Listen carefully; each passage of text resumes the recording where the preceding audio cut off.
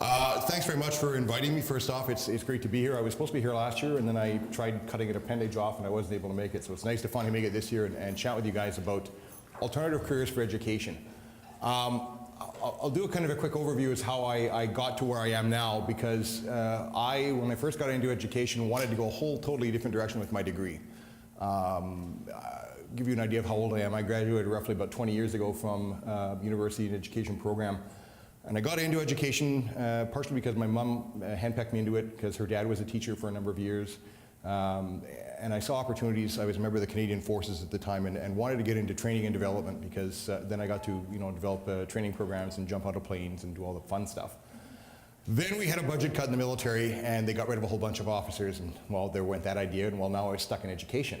So I had to come up with something to do with it and figured, okay, well, I'd carry on. I actually ended up teaching in school for about 6 years. I taught French immersion and Francophone schools. Had a blast, but I love school, but it was the principal of the thing that really got me down. This is a tough crowd. I really did enjoy my time in the classroom, but I came to a point at one point when we kept getting told that, oh, well, next year there's going to be a whole lot of jobs. Next year there's a whole lot of jobs coming up. There's going to be all these great jobs for teachers. I spent time on the sub list. I spent time doing mat replacements, secondments, and I just got to a point where moving from school to school and going from contract to contract, not having any kind of permanency, just really wore down on me pretty hard. So that's when I started looking elsewhere, and I'd actually sort of started looking elsewhere before I actually made the leap. And I've had a number of careers since I left teaching, and I even actually left teaching once to join the RCMP, and that's another whole long different story. So policing is a great direction to go. Just pick your agency very carefully. I'm in communications. I've been in comms now for roughly 10 years. Having a blast. In terms of stress comparison to education, it goes something like bomb disposal, public affairs, and about number 8 is teaching. So in terms of choice, you're not necessarily getting out of, you're not avoiding the hammer. But again, it's one of those things that a lot of the skills, a lot of the things that you learn are highly transferable. For those that are thinking that, with the way education is looking and the way job status is looking, what can I do with my ed career? Lots of things. There's tons of transferables that come across, and you're going to hear from some of my colleagues here today, directions that they've taken their lives with their education degrees and how those skills transfer. I'll tell you a little bit about some of the things I've been able to use and parlay in my time in policing, in military, and in public affairs. First off, you're spending a lot of time planning, and those lesson planning and the long-term and the short-term planning that you're doing, that comes in handy across the board. Having that ability to develop goals and objectives and to break things down into infinite and finite skills that you're looking to transmit. And essentially, really, when I'm trying to get somebody to put a message across, that's kind of like a teachable moment. That's what you're looking to achieve with your classroom, with your time in your class, or within a particular unit plan. All you're doing is you're taking that same planning and you're putting it into a different perspective. So if you think you're going to get away from lesson plans, no, they're just going to morph and change into something else. In terms of the people skills, those are going to change, but they're still not away. You're going to find within comms, you're going to be dealing with all sorts of people internally and externally. You're going to be dealing with difficult situations. And so classroom management, skills to be able to identify things to change to make your life a whole lot easier. Again, very easily transferable skill. You look for opportunities to apply these things. They're not obvious to you from first glance by any stretch of the imagination. Working with colleagues is going to be different. Some to an extent, not so much to other extents. In a classroom, it's you. You're the sage on the stage. You're the person in front of the group, and you're trying to extol and impart your knowledge to the people around you. As a communicator, you're doing very much the same thing, but from a very different perspective. I still spend a good chunk of my time now working with people, coaching them to give good performance, what I like to call give good interview. I spend time working with experts here at the university, coaching them on how to perform in front of a camera. When I say perform, I don't mean like a trained animal. I mean make sure that they're getting their information across for their research in a way that's understandable by the general public. You've been here long enough now, you probably realize that edu speak is very different from everyday human speak. So next time you see a professor that's talking about something and you can actually understand what they're talking about when it comes to their research, you can thank a communicator for that. Okay? That's one of the probably the harder jobs that we do, but it's probably one of the more beneficial pieces we have, is being able to make sure that they understand how to translate here to us everyday folk. The other piece that I get to play with here as well is training and teaching people how to basically how to prep for those moments. And how to excel in terms of not only working about their research, but also talking about where their levels or areas of expertise are. And the Faculty of Education is replete with folks here that do wonderful work in terms of their research, and do wonderful work in terms of communicating that research to the public. So you're pretty fortunate here, because I've probably worked with most of the profs that you guys have now, and they're a phenomenal group of folk. Very knowledgeable, very smart, and very giving of their time, but I'm probably telling you something you already know. Really, the big piece that you learn in transferring your knowledge, or what you're taking from here, is simply go with the flow. I mean, things change in the classroom very quickly. You're going to have some people that get the lesson very easily. You're going to have some people that you have to maybe work with a little bit harder. It doesn't change in comms either. You're going to get some people that get the understanding of what it means to stay on message, and you're going to have to work with other people to help understand that one wrong word can completely destroy an entire career or an entire campaign. Really, I'll share a story with you a few years ago when I was working with Canadian Red Cross as a communicator in Winnipeg, and I was fortunate enough to go to a United Way campaign at a local division in the city.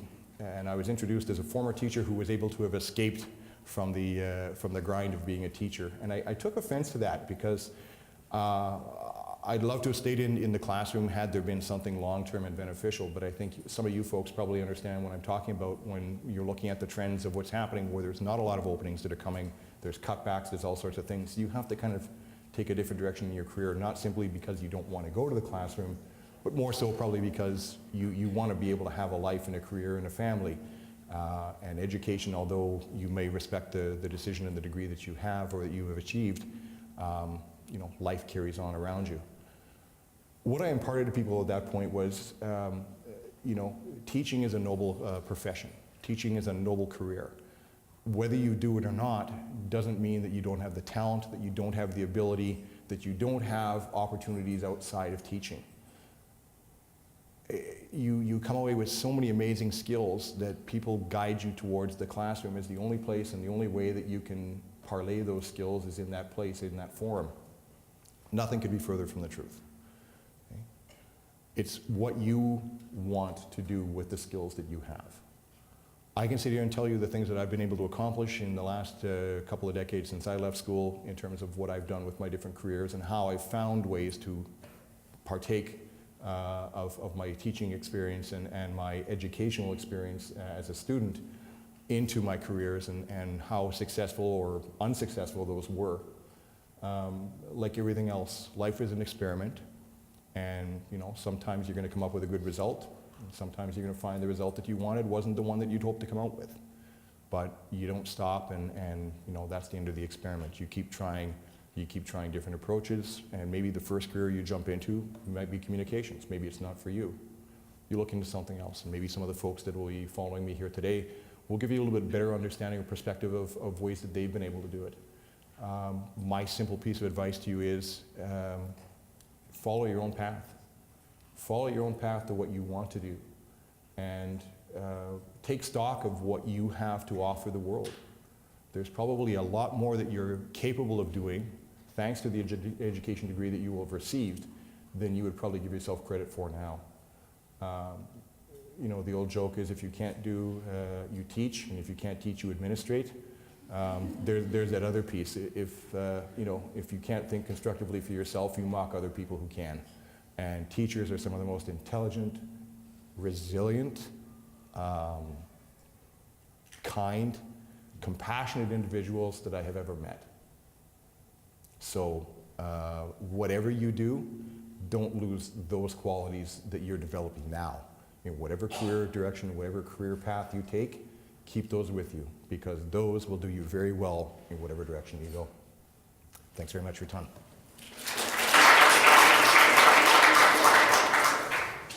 Everyone hear me okay? Okay, so thanks for the introduction, and I guess I'll just start with a bit of a quick recap of how I came to be standing here today, and I'm actually surprised there's this many people in the ed program that have decided they don't like kids, but that's okay. I was saying to Katie beforehand that I'm not sure I would have had the right temperament to be in a classroom of 30 or 40 kids these days. I enjoy my quiet office, and perhaps that works out for a number of reasons. But I just wanted to give a bit of an update, or a bit of an idea of kind of how I came to be here. I graduated in 2004 with a Bachelor of Ed, secondary in English. I don't even remember what my minor was. Trying to think about it on the way in here today, and it wasn't coming to me. And I thought, classroom, and I thought, well, there wasn't a lot available. So I thought, well, there wasn't a lot available. So I thought, well, I'm going to go overseas. And so where does a Sherwood Park kid go? He goes to Kuwait. Why not? Right in the middle of the Iraq War. Perfect idea, right? So off I went and spent a year teaching high school English in Kuwait. And it was essentially a private school for Kuwaiti kids. I taught 9 to 12 English. Came back in June of 2005, and I ended up working for the Heart and Stroke Foundation as a fundraising coordinator. So if anyone's familiar with the Jump Rope for Heart program, that was essentially what I did, was coordinate that through the school. So right away, it's already been mentioned, the transferable skills piece. That was kind of how I parlayed, some idea of what teachers went through into that non-teaching role. I did that for a year. So I spent some time in schools just kind of coordinating, and it was already mentioned too, like the lesson planning, right? Lesson planning is essentially project management. And if you have one skill that you'll come away from, is project management, and it can be applied in a number of different ways, and I still use it to this very day. Every single thing you do is a project. Getting here today was a project, right? You had to get up, you had to brush your teeth, show up, that kind of stuff. That becomes ingrained in you through the education program, and that's just simply lesson planning. It's just stretching out. So to put that on a resume, say, you know what, yeah, I can write a lesson plan, but I can also write a project. And that kind of stuff is very well received in a variety of corners of non-teaching type of jobs. I did the Heart and Stroke thing for a year, and then I went over to a company called Flint, which is now URS Flint. And Flint at that time was 12,000 people. We got bought out last year, and now we're 50,000. So it's a huge organization. And I went in there as what they call a training and development advisor. And so that is under the human resources bubble. And I'll let you know, one of the things, if anybody comes up to me at the end of the night and says, oh, you're in HR, you must do recruiting. That's where I get a little ornery, because HR is much more than recruiting. And the way that I was able to parlay my education experience was into the training development role. The training development role essentially had me building half-day to 2-day leadership, in-house leadership classes. So if anyone's familiar with Myers-Briggs, the DISC, or anything like that, we built half-day courses. And then I would stand up in front of managers all across the organization and deliver this course. There's also 2-day courses that were more kind of, building high-performing teams, adaptability, change management, those kind of things. So I was able to take my experience of building a curriculum, or building a lesson plan, or building a unit plan, or whatever it is, and take that into a quasi-classroom situation. The other angle that an education graduate may want to look at if they want to get into human resources is through recruiting. The recruitment role is generally an entry-level role, where I would sell yourself and your skill set into the recruiting world is your ability to read, evaluate, and communicate with people. So if there's nothing else, it's a project management, and then into the recruiting bubble, the people management side of it, and the ability to read people, and especially in oil and gas in Alberta, everything is very black and white. Everything that you see is things very black and white. The ability that an education graduate has is, that those 40 students are all unique individuals, and you have to treat them differently. And that is a key skill set that is very underutilized. And essentially, call it EQ, your emotional quotient, right? How can you relate to people depending on what their situation is? So I did the training development role for 2 years, building curriculums, evaluating the courses, the outcomes, all those kind of things are very transferable skills. And those types of roles tend to exist in larger companies, right? So a small, mom and pop operation not going to have a training development advisor, right? But in a larger setting, like a PCL, Flint, Husky, Shell, they all would have those type of roles. After 2 years of that, I went into what's called an HR generalist role. And that is where the EQ side of it really starts to come out. And so an HR generalist role is just that, you're a generalist. So you do some training and development, some employee relations, which is always fun. This week I found out one of my sites managed to. So that was a curious case. I'm not sure who's going to be meeting with him, but I'm going to try to avoid it. And then there's stuff like compensation, recruitment, I've already talked about, organizational development, those type of things. And the generalist role I truly love simply for the fact that it's variety. It is just nothing but variety in the day. It's every single day is totally different. I can plan probably about 40% of my day, and then it kind of evolves from there. So if you kind of like the adrenaline rush, you don't want the stability, the generalist role into the HR function is a lot of fun. If you do like the stability, training, development, compensation, those kind of things are I would say, inherently more stable. Just a couple other thoughts here. I guess what your education degree provides is, I've already talked about communication skills, the evaluation skills, and I don't just mean evaluating how a course does or how, a program works or anything like that. It's the evaluation of people. You're going to have to evaluate people, and I essentially am judging people every single day, every single conversation I have. Are they on the level? Are they doing what they say they're going to do? And again, in a black and white type of environment, that skill set is very much valued, because I find that a lot of senior people come to me and say, what do you think about this person? And it's based off the interaction you have. Are they on the level? And I don't mean it to sound gory, but frankly, some people aren't. And that skill set is very much valued, although underappreciated. The building skills and EQ, IQ I've already talked about. If you want to go into an HR generalist role, there's a couple things you're going to need to do beyond just your ed degree. You can get your foot in the door for sure. I would recommend some more kind of technical HR training. The U of A, the Faculty of Extension, has a certificate in HR. I think it's 7 or 8 courses long, fairly cheap, and it can be done over 2 years. And I think Grant McEwen has one too, but I'm probably not allowed to talk about that. So, those kind of things are very kind of low-hanging fruit and give you something to put on your resume, or even work towards on your resume, that shows a bit of a commitment to the profession. I did the Athabasca Bachelor of HR and LR degree after I graduated here, and did that kind of distance-wise. And it's a good course, right? A good set of courses, and it just gives you that credential that you can carry. So I'd recommend that. I would suggest this, and this may be a little bit more difficult to define, but finding the proper mentor as you go into that role, especially when you're just getting into the industry, is critical. So I would encourage you to network. If you go into HR, network with the local HR community. There's a number of events that go on. But that mentor, somebody who's been in the game for 5 or 10 years and can kind of teach you the ropes, is critical. And I was lucky enough to have that. So, I'd also say this, especially in oil and gas, the hours are not short. You're always on call in HR, especially in the generalist role. The extra education you get is good, but keep in mind you're also in an HR group of anywhere from 5 to 50 people who all want to grow their career. So there's a certain set of hours that you have to do to kind of climb the ladder. But that being said, the nice thing about HR, and the reason I love HR, is because frankly, if I get bored of being a generalist, I can go do compensation, I can go do training development. I can be an HR guy in a bank, but if oil and gas goes in the tank, I can go work in a bank. I can go work in construction. I can, lots of HR jobs. So you're not stuck to one company, one division, one area.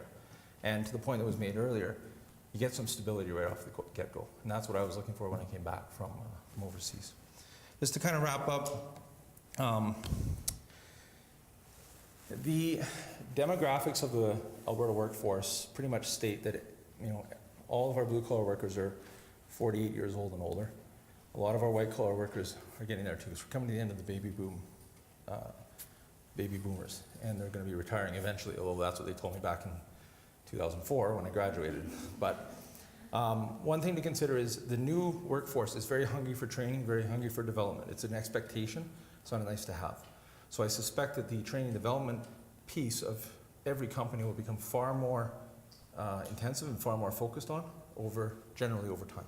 It's going to go with the economy, but the training development piece, the recruitment piece, alongside some additional low-hanging fruit type of credentials, would certainly go a long way to taking what skills you already have, the people and the project management skills, and parlaying them into what I feel is a pretty good career stream, and is a stream that is not just stuck in recruiting and not just stuck in administration. So anyway, that's my spiel, and I'll definitely be around afterwards if anyone has any questions. Thank you.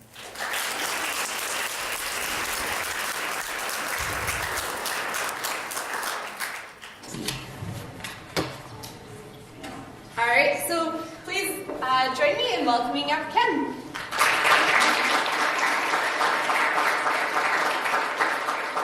Hi, everyone. It's always like memories in this classroom. It's awesome. So I have a little bit to sort of like talk about, sort of like my story about sort of starting in education and sort of ending up where I did. I wasn't always an entrepreneur. I was sort of son to an engineer, and my mom was a teacher. And there's no way that I thought that, I would be an entrepreneur. I mean, for me, an entrepreneur at the time means, someone like this guy. He's just like that sort of greaseball, like sales guy, starting business, like that's what an entrepreneur is. But, over the years, I started to find out, what the word entrepreneur means. And it's not just about starting businesses, but it's about people that want to change things. It's about people who want to have, an impact on the world and the world around them. Does anybody know who this is? Elon Musk, yeah. So Elon Musk is the founder of PayPal, if you use PayPal, Tesla, which is an electric car company, SpaceX, which is a rocket company, and another environmental company. And he's doing like all of these things right now. That guy is sort of like the new definition of what an entrepreneur means, is creating something that can grow, that can scale, but is also having an impact on the world around him. So I graduated in 1999. With my focus was actually in elementary education with a minor in learning resources. And I was sort of on track to go down the instructional technology route if I had done my master's. And so I had always had this interest about technology and sort of technology and use in the classroom. Around 99 is when the internet and web and .com time really started to take off as well. And so I had a big focus around how do you use technology in the classroom. But my goal was always to sort of get a job and teach. I was a male teacher in elementary with a technology background, so there's a lot of opportunities there in terms of in the local market. So during my time, I actually ended up doing all of the other types of. So these are all like my sort of summer extracurricular types of jobs and stuff. I worked with Mad Science, the museum, the city, doing like education and public programs, leading like sleepover programs at the museum, and all of this kind of stuff to just get me ready for the classroom and the onslaught that was about to be the world of teaching. But then something changed, and I started to saw this opportunity to sort of see a gap in the market around learning resources and technology, and there wasn't just it was hard to sort of find the right types of resources if you were a teacher. And I didn't know anything about business other than, hey, I kind of see an opportunity and a problem out there worth solving. What can I do about it? And so in my third year at university, I started just writing a business plan around my first company, which was called Shark Tank Interactive. And it was all around sort of educational software and sort of building that. I got my first loan through the Canadian Youth Business Foundation for about $10,000 to buy a computer and some software. And so when I graduated in '99, I decided, hey, why don't I just pursue this? I think there could be some opportunities sort of after the fact, but, hey, here's this chance to kind of go after something and see what comes out of this. I'm also married to a grade 1 teacher, so like one of us is a teacher anyway, so that actually worked out pretty good. She also graduated from here. So this company was sort of built around, creating, sort of marrying the love of technology, game design, and sort of education and learning, and that was essentially the notion of this first studio. And so we worked with different clients and organizations around, online content for young kids primarily. And that involved, so I learned a lot about sort of like, again, the world of business and how sort of like the market and the industry was evolving. I sold that first company to an advertising agency here in town, and because we wanted to move away from doing projects for other people from a client perspective, and then moving into, hey, how can we develop our own content? And so the next company I started was something called Rocket Fuel Games, and essentially it was all around how can we get kids interested in sort of real world places, but using different technologies like mobile phones, etc. And so we wanted to do Carmen Sandiego for a new generation of kids, if you've seen Carmen Sandiego. So we started this company. We ended up partnering with Discovery down in the U.S. Around this sort of first title that we did. And it was to essentially sort of take mobile phones where kids could explore real places like museums, science centers, a lot of these places where I had worked sort of like while I was in school, and sort of bridge that. And so being able to go to a real place, use some of the technology, then go online and actually kind of keep playing the game. And this is all sort of feeding into the whole thing of like, what kids are playing. You watch kids play like everybody's playing like Minecraft right now. And so knowing that this is sort of what engages, kids nowadays, thinking about how to use the technology to educate them. And so, like I said, I didn't know much about the business world. I had to figure out a lot of stuff just along the way. I didn't have a formal business degree, but I had some really great mentors around me that were able to, sort of like help guide me through it. But there's a lot of just like ups and downs, and again, that's sort of part of the joys of being an entrepreneur and life in general. And I feel that we've had sort of like a lot of success around sort of what we had sort of tried to do. And about 3 or 4 years ago, one of the things that I wanted to have was seeing if there were other entrepreneurs sort of around in my own city that were also working on some interesting things. And that's what sort of led us to this third organization that we started, which is called Startup Edmonton. It actually started off as just a volunteer thing. We started off with a whole bunch of like just different events to try to get different types of people together. We talk often about how it's about bringing hackers, artists, and entrepreneurs together because you bring those different perspectives and sort of seeing what comes out of that. We love working with entrepreneurs, and again, it's not just about starting business, but it's about finding these people who are relentless, who are passionate about something, and that want to make something happen, and they're not afraid. And from an educated perspective, really we find that I find that like it's our job to really activate these types of people, old or young. So, how many of you have heard of Startup Edmonton or been to one of our events? Just a few. Okay, awesome.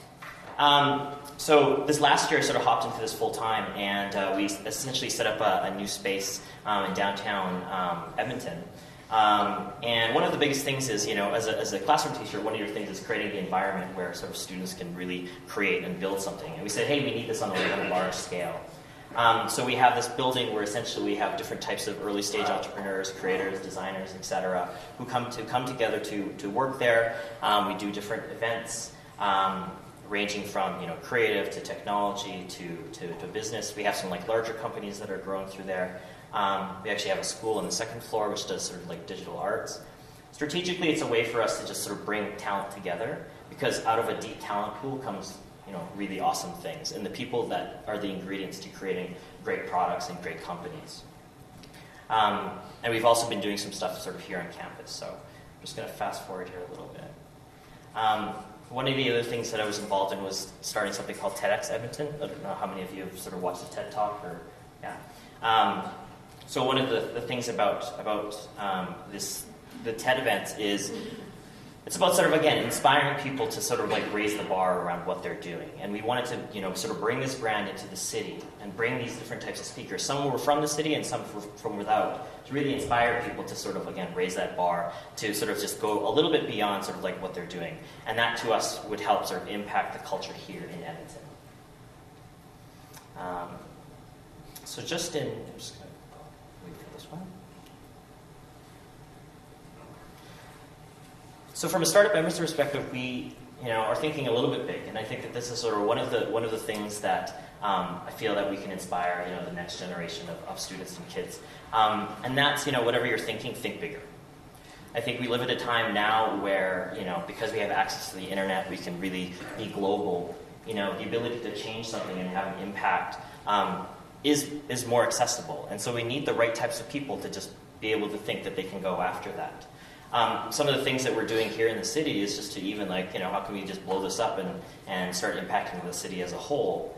And one of these other sort of programs we're working on is actually, this is where it comes full circle for me, is something called Startup Academy, where we're actually now developing programs for kids to roll out into classrooms with an organization called Junior Achievement to teach kids about coding, making, building, engineering, and design. And so we had run a pilot program this summer, and to see these kids be able to sort of see what they can build, these are the types of skills that they'll need to be able to go solve the world's problems.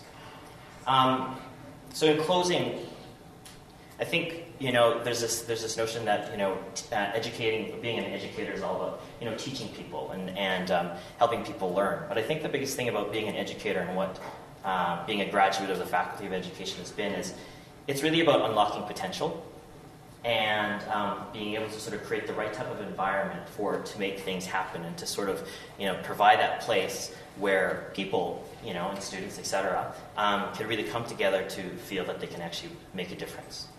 So, thanks.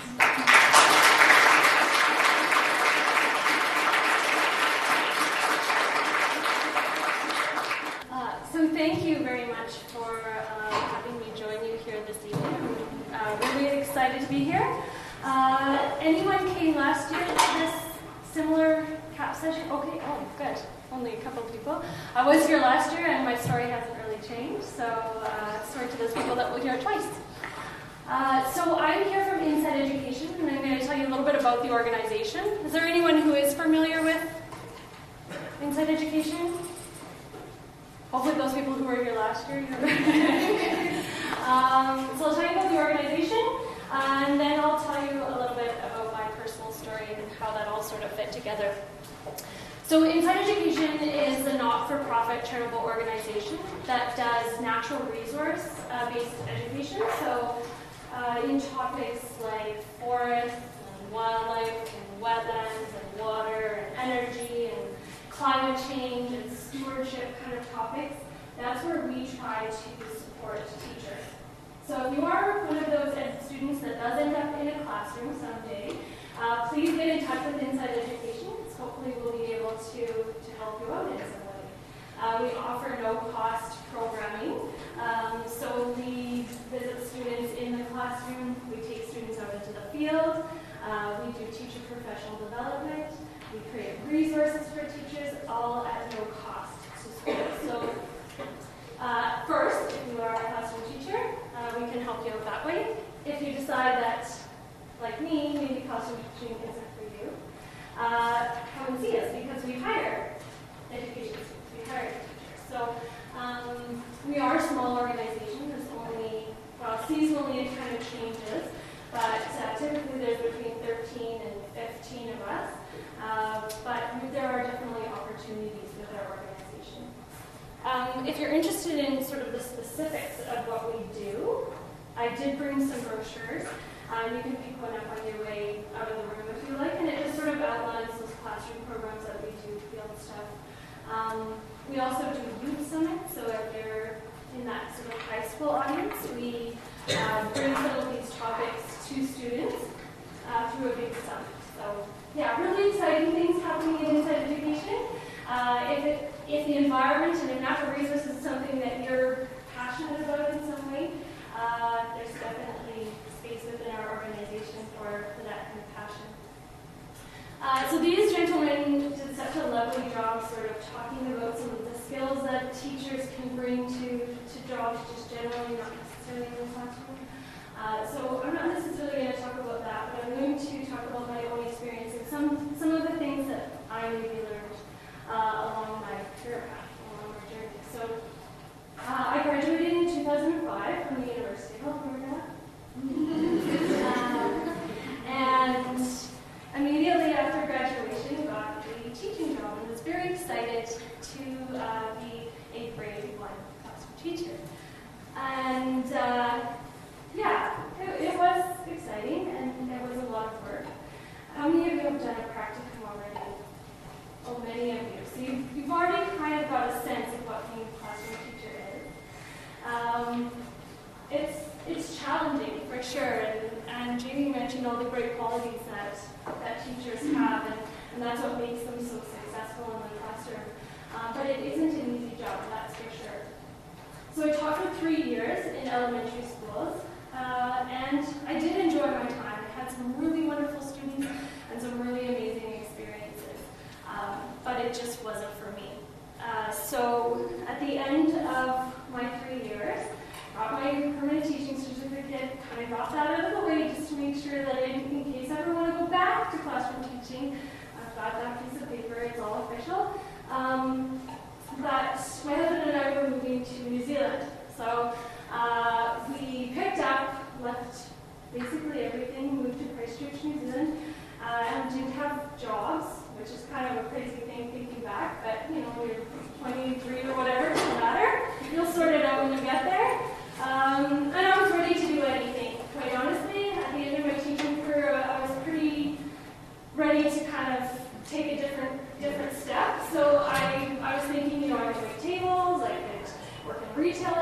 have to.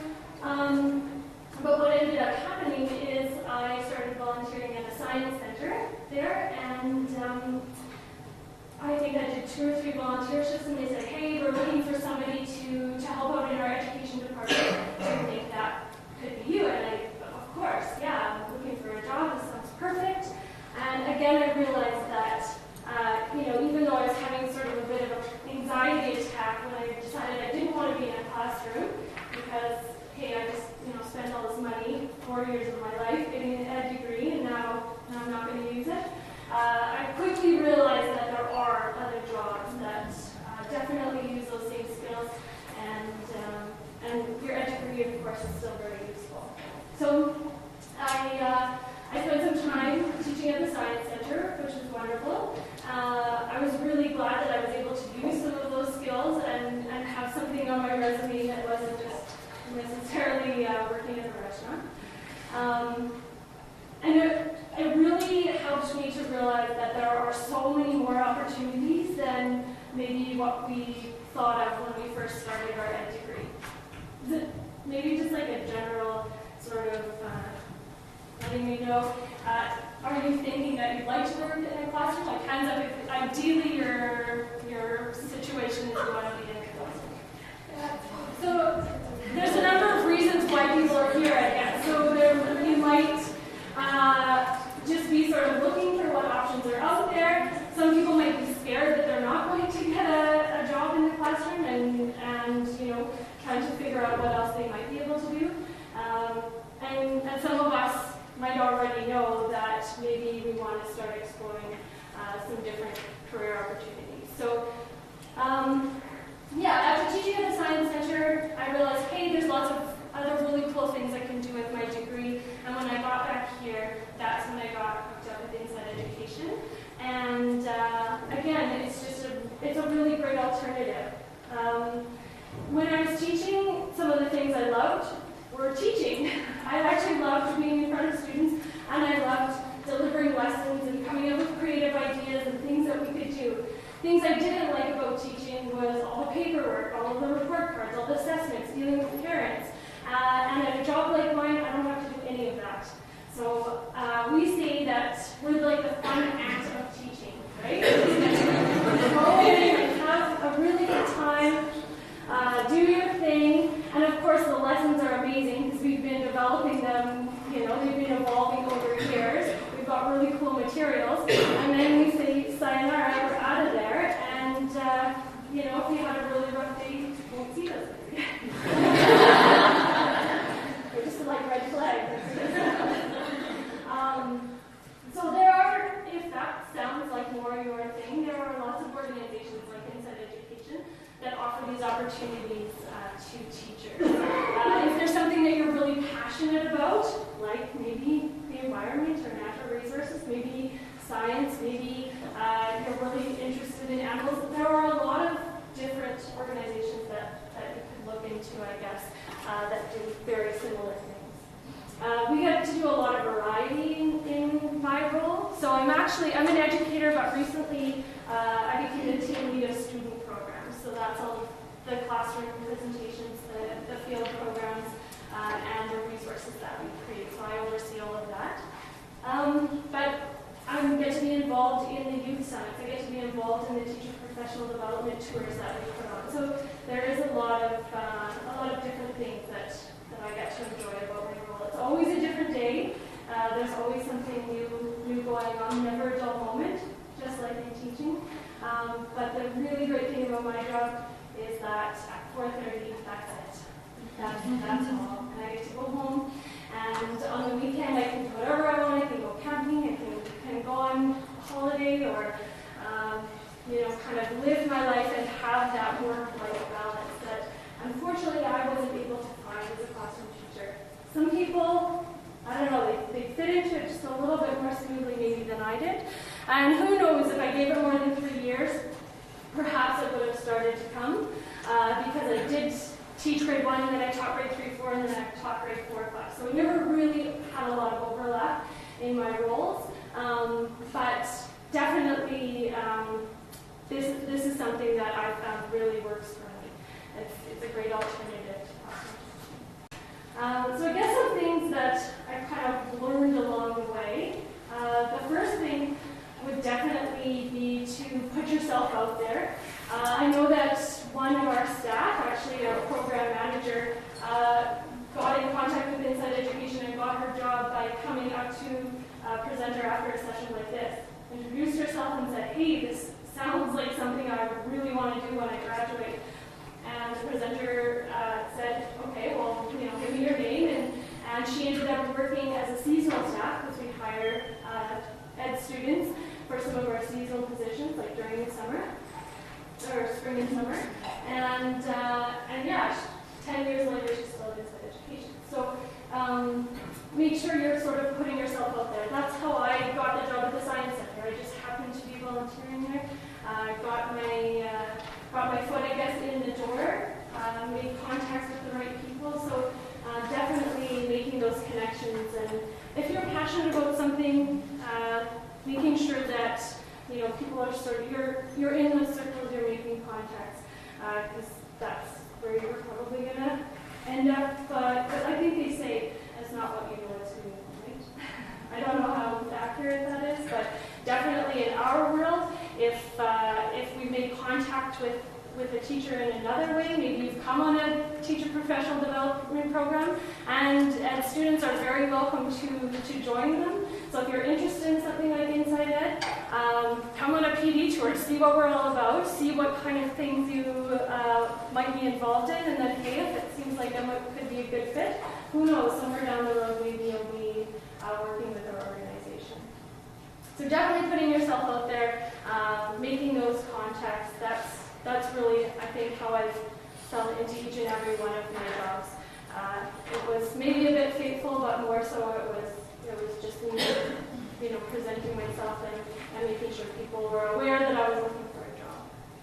So I'm going to leave it there because I know that we've got a lot of other really inspiring people to hear from. But if you are interested in Inside Education, you can definitely jump on our website, insideeducation.ca, or pick up one of these little brochures, and it's got all kinds of information on what we do. And if you have questions for me, I'll be hanging out after all of our current events this week. But thank you very much.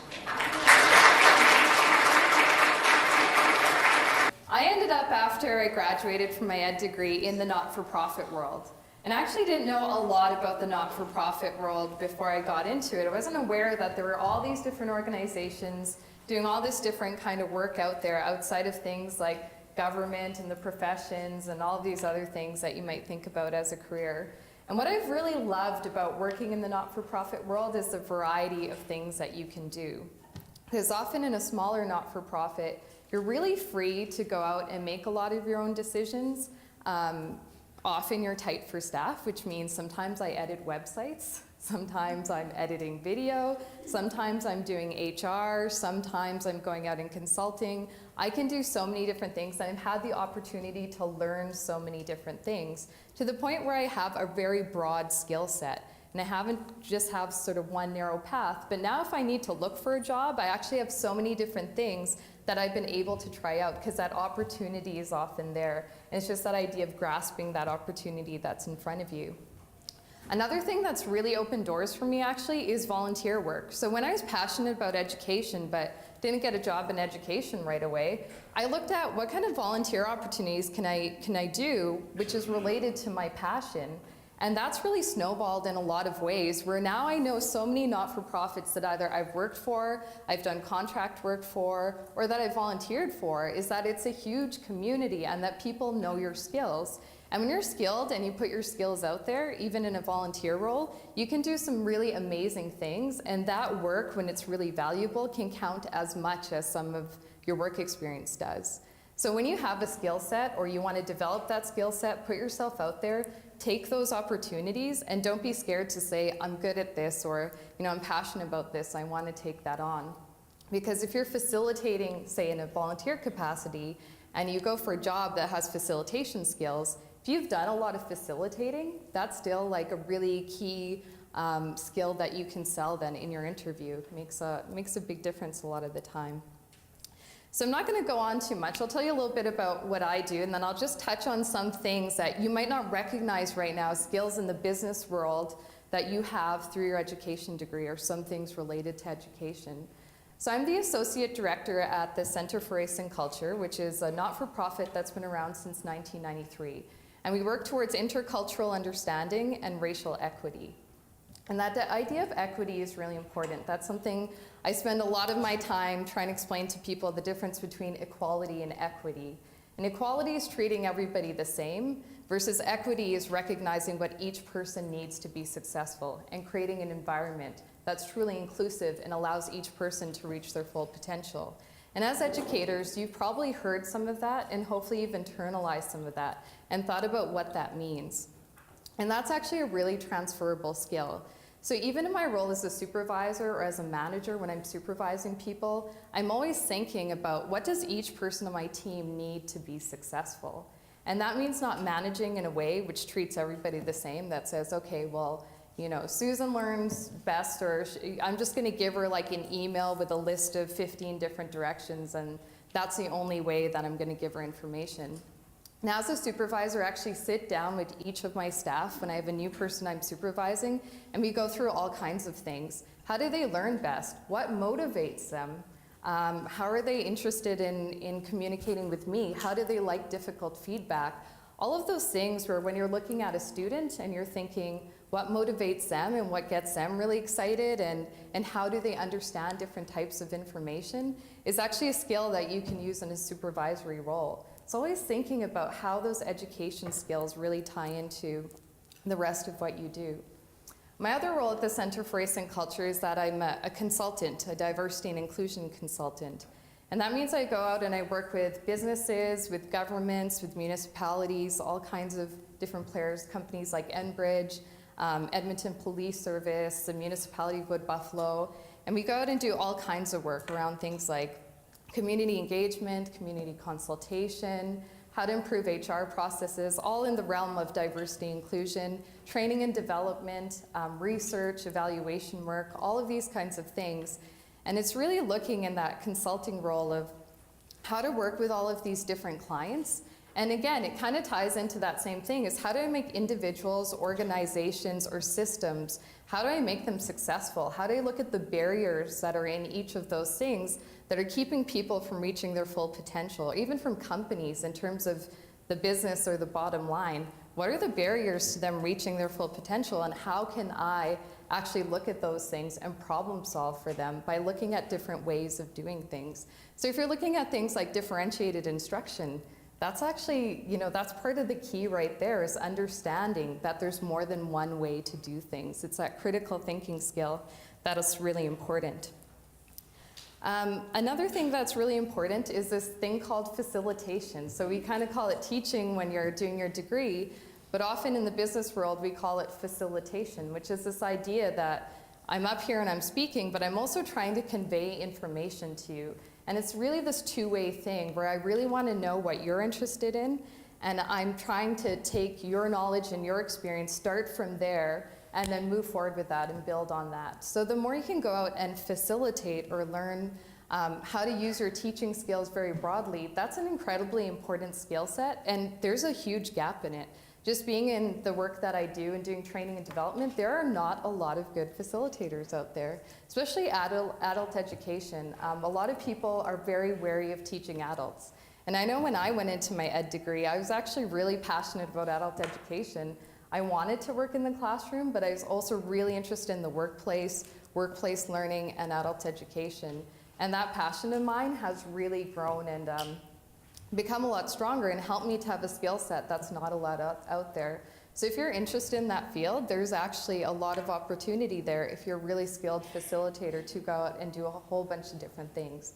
So facilitation, it's not just this traditional training and development thing, but it can be running a focus group. It can be going out there and doing a community consultation for oil and gas. It can be the idea of community engagement. So if HR is having a hard time recruiting and they need to go out and engage a community, how do you facilitate that process? So thinking about how all those different skills you have and how you can put them together is really important. I think one of the fears we have as teachers is this idea of being an expert. that I need to be an expert in all kinds of things, and that if I can't be up here and feel confident in being an expert, that, you know, I'm just not good enough, or I don't feel confident. But the fact is, you don't have to feel like an expert, because the greatest teachers are also the greatest learners.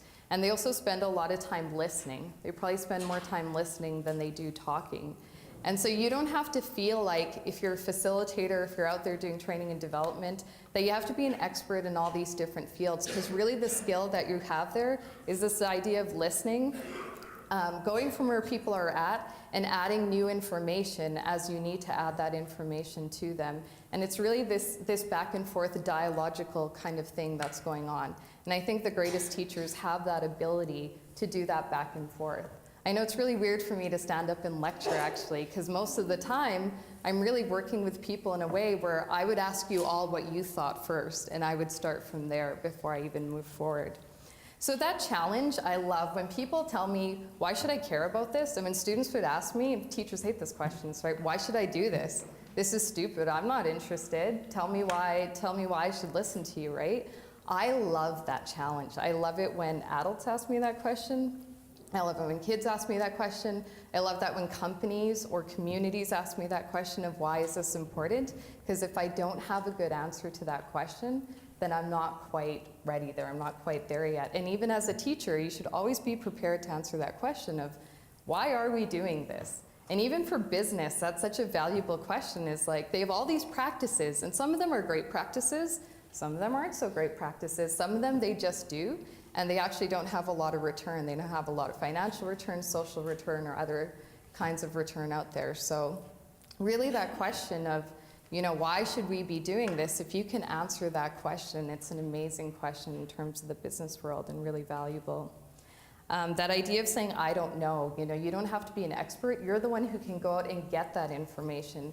Go out and find out that information, research that information, be a real learner. And I like to call myself a learner teacher.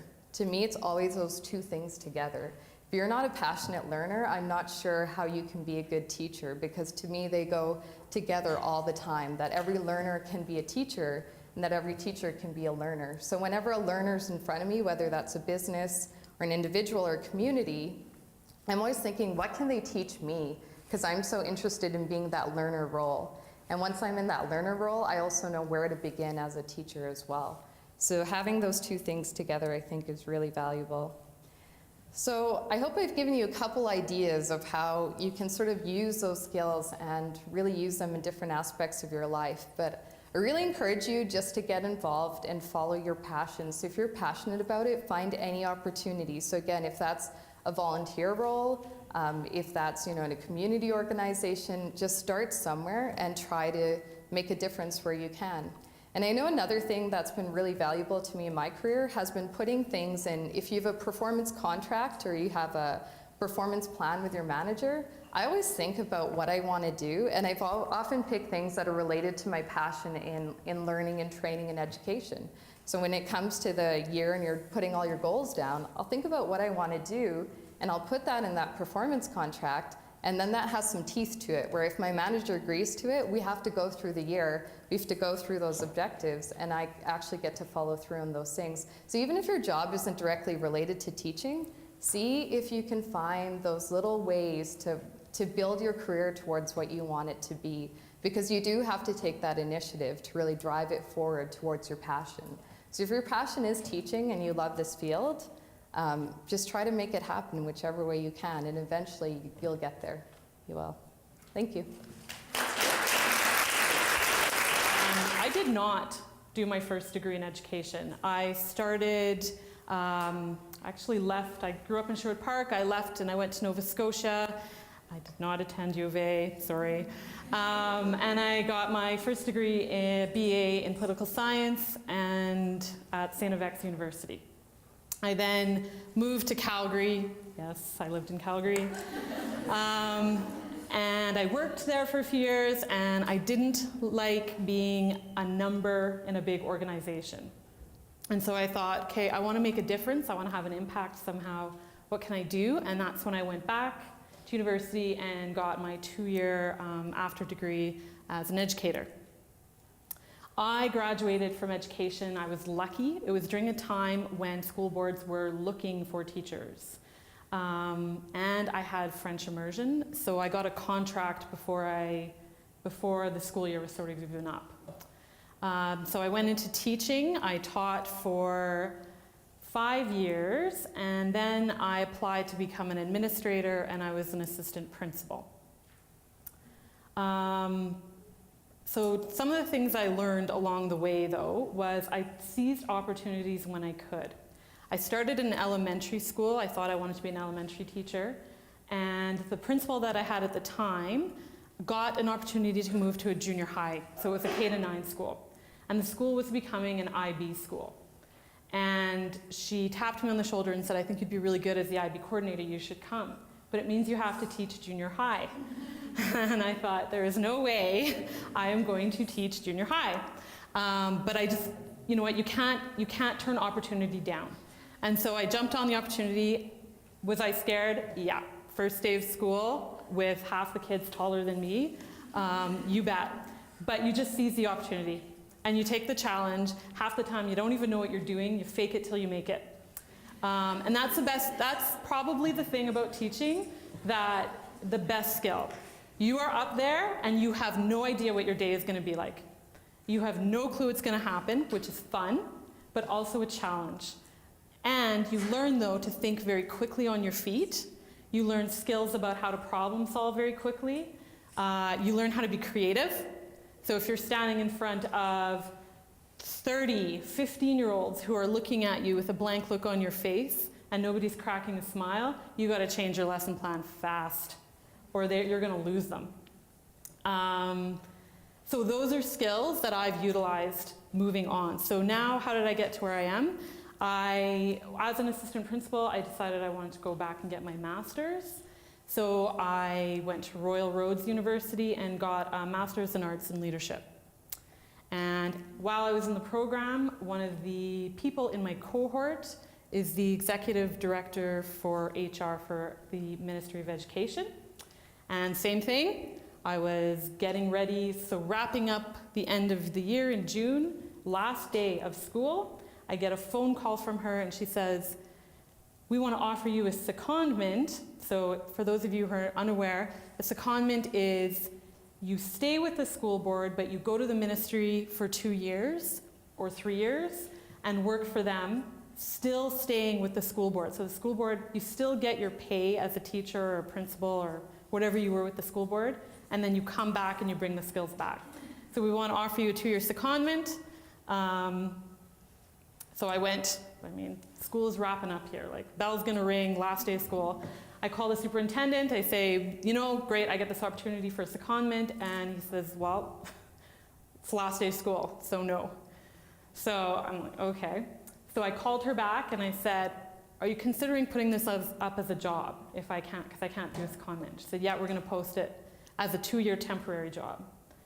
So I applied, and I went through the interview process in the summer, and I didn't hear anything for a while. August is starting up. I have to go back to school in August, so middle of August, because I'm an assistant. Teachers aren't there yet. I'm running around. We're trying to get the school ready. You're getting things ready. And I get a phone call, and they say to me, we want to offer you the job. Can you start September 4th? And I was living in Calgary, and I said, sure. So luckily, my parents still live here, and they were in Europe. Because nobody wants to move back in with their parents. So I threw some clothes in my car and drove to Edmonton and started working for the Ministry of Education. I work in HR, so what I do as a manager of leadership development is I'm helping the ministry to create a leadership development strategy. So what skills do leaders need? I'm also helping, continuity with the succession plan. So we've alluded a little bit to demographics. People are going to be retiring, and how are we going to fill those gaps? Did I know what I was doing? Heck no. I was faking it till I made it. But as a teacher, you have to learn how to research. You have to learn how to figure out your answers. You have to learn how to talk to the right people. And that's kind of what I did. Who can help me find the answers I need to know? I'm still learning every day. I love it. It's fast-paced. Something I've learned just from doing my master's and from being in the ministry is that jobs, so any organization, is changing. The way we do work is changing, and it's changing fast. So it's no longer going to be sitting, at a desk typing. There has to be a lot of collaboration. There's a lot of unknowns. The problems that we're trying to solve are constantly changing. The careers that we had years ago are not going to be the same careers we're going to have 10, 15 years from now. So you have to be flexible. And I would say if you want, the number one thing that you'll come away from this is flexibility. Go with the flow. If you want to be a teacher when you leave here and you're having a hard time, and I get it, Alberta education gets it, that it's hard coming out and you don't get jobs right away. But I would encourage you, if that's your goal, just take the ones, even if it's a 2-month temporary contract, if it's a maternity leave, if that's what you really want to do, take it. And when you're there, jump in and do whatever you can. Now, if you decide education's not for me, I don't want to be an educator, but I'd like to do something else, take any opportunity you can, and when you're on the job, jump in where you can. Because supervisors are looking for people who are starters, people who think on their feet, people who they don't have to hold by the hand and tell them what to do. And people who are willing to drop what they're doing to help the team. So if you can do any of those things in a volunteer job, in your practicums, that's a perfect opportunity to start showing how you're willing to jump in and help out. Principals will remember that. They will keep you tucked in the back of their head when it's time to staff. So that's really what I can offer. Now, in terms of offering, I see the pizza's here, so I'm going to wrap up. In terms of offering ideas for what you could do if you don't want to be an educator or for the government. So because I'm in the Ministry of Education, we are one employer as a government. Government has tons of opportunity. And any ministry, there are 18 ministries, and they all do very different things, and there's lots of a variety of jobs in them. There's a summer program, a summer student program, and if you go on the government website under HR or under jobs, you'll see that the summer student program is listed there. They start sort of recruiting in February, so I would go in February. What you do is you upload your information, you upload a resume, and then ministries will look on there and scroll through the information to contact summer students to come work for the summer. Lots of job opportunities, so if you don't know what you want to do, go on the job board. There's always job boards scrolling through. We're always looking for people. And in education, especially right now, there's a huge shift happening with inspiring education. The way education is moving is going to be very different. The ministry is going through a lot of changes, so who knows what kinds of opportunities will come up. I have some business cards here, so come see me at the end if you have any interest. If you see a job in education that you'd be interested in applying for, shoot me an email. I might be able to give you some tips, or I'll know the person who's going to be doing the recruiting. Maybe they can help you out. So that's sort of, I guess the takeaways: be flexible, be open, and don't be afraid to jump in and fake it till you make it. Right? Thanks.